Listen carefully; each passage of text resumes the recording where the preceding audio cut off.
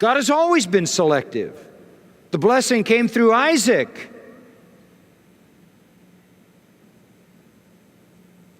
Then the blessing came through Jacob.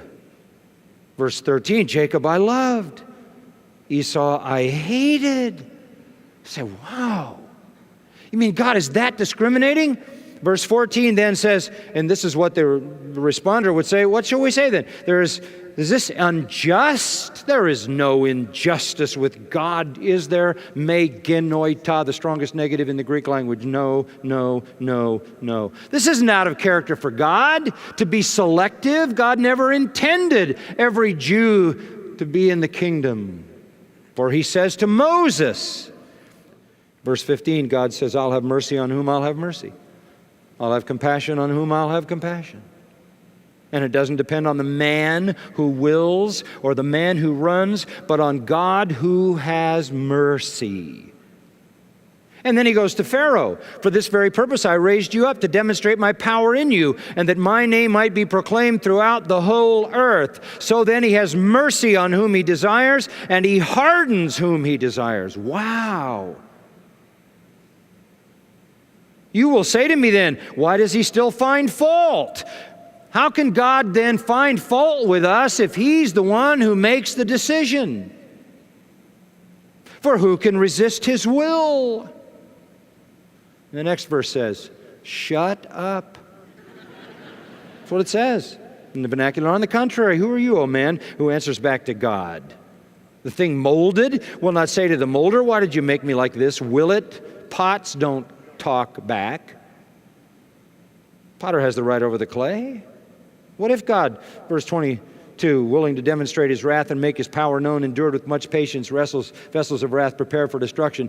Do you understand that God has a right to put his wrath and his judgment and his justice and his fury on display to his own glory as much as he has a right to put his mercy and his grace on display to his own glory? Do you understand that God gets as much glory out of his wrath as he gets out of his grace? Paul understands that this is a sovereign work and that God is not unjust. Psalm 119 says, your righteousness is an everlasting righteousness. Psalm 7:9, you are the righteous one. God will do what God will do. Paul understands that this work of salvation is a sovereign work done by God. But then come to verse 30. What shall we say then? Gentiles who didn't pursue righteousness attained righteousness. Isn't that something? He's talking about the church, the Gentile church. They weren't even pursuing it, but they received it. Even the righteousness which is by what? Faith. But Israel, pursuing a law of righteousness, that is righteousness by law, did not arrive at that law. Why? Because they didn't pursue it by faith.